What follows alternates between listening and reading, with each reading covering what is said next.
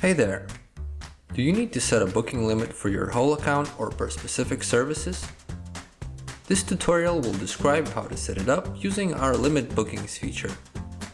In order to configure a general limit for your whole account, you can navigate to the Custom Features page, enable Limit Bookings, set the necessary limit, and save changes. For example, if the set limit is 3, no more than 3 bookings will be allowed for any given time.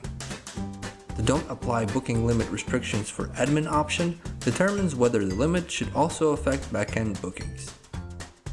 If it's enabled, it will be possible to book over the booking limit from the admin interface while client bookings remain restricted. In order to set a limit per service, please navigate to Manage, Services, click on an item and open the More Options tab. If Limit Bookings has not yet been enabled, you can enable it here. Once enabled, you can toggle the switch to a limit max bookings number for this service, set the required limit, and save changes.